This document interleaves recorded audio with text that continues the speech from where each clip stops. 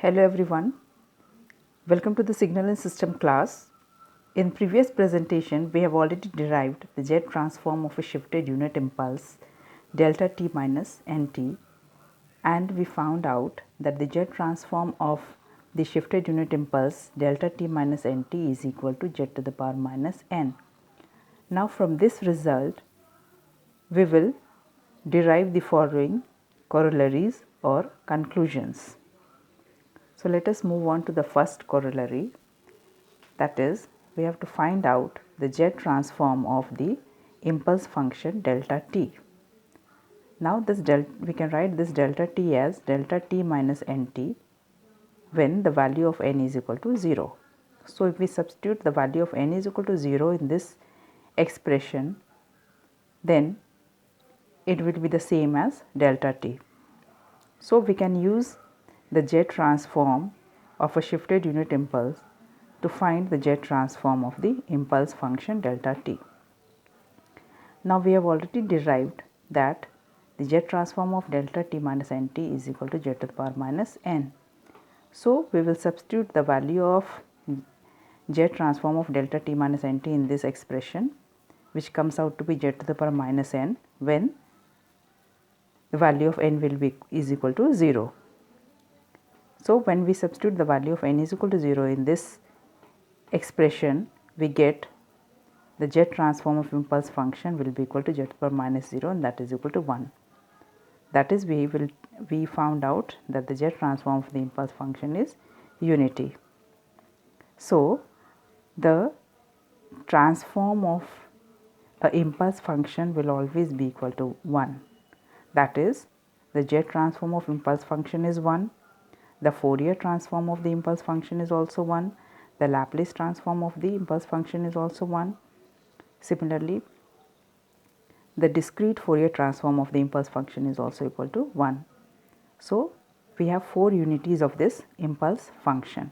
That is, the transform of any transform of the impulse function will always be equal to 1. Now let us come to the second corollary. We have to find out the jet transform of a unit impulse train. We know that a unit impulse train is denoted by delta capital T of small t. That is, we are given that the function ft is equal to delta tt, which is a unit impulse train, and we have to find out the jet transform of this unit impulse train.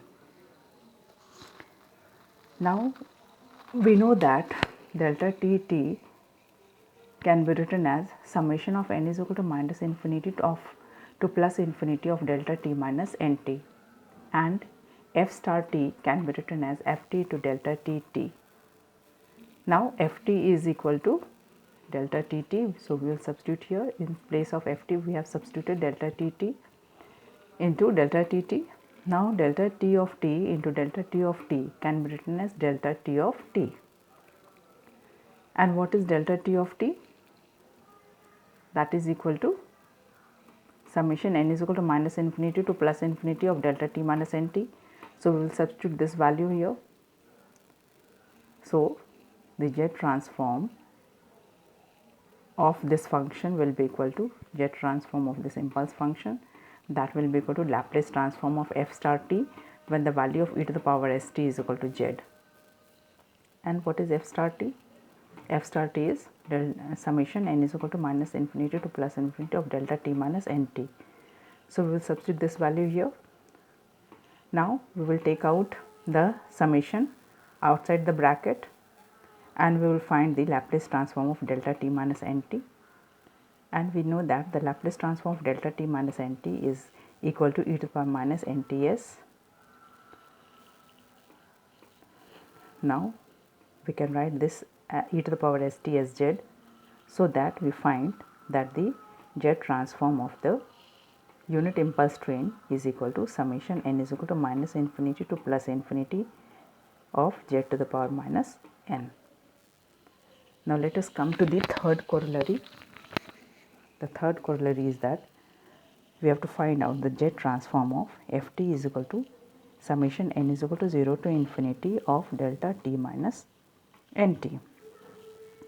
Now we know that f star t is equal to ft to delta tt and ft is given by this expression.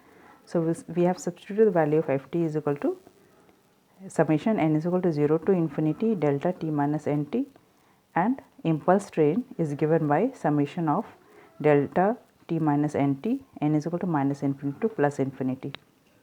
Now, we find from this expression that this value is 0 for negative values, so that this expression comes out to be summation n is equal to 0 to infinity delta t minus nt. Now, Z transform of this function will be equal to Laplace transform of f star t when the value of e to the power s t is equal to z. What is f star t? F star t is delta t minus nt when n varies from 0 to infinity. So, we have substituted this value in this expression.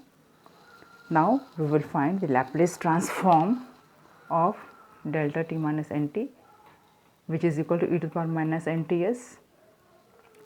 Now, we will substitute the value of e to the power st is equal to z in this expression. So, we will get f z is equal to summation n is equal to 0 to infinity z to the power minus n. That is, the z transform of this function will be equal to summation of n is equal to 0 to infinity z to the power minus n. Now, we will substitute the different values of n in this expression. Then we get the value of z transform is equal to 1 plus z to the power minus 1 plus z to the power minus 2 plus z to the power minus 3 and so on up to z to the power minus n. This can be simplified and it can be written as 1 divided by 1 minus z to the power minus 1. Now, multiplying and dividing by multiplying both the numerator and denominator by z, this can be written as z divided by z minus 1. So, this is the z transform of the given function. This is how we find out the z transform of the different unit impulses. That's all for this presentation.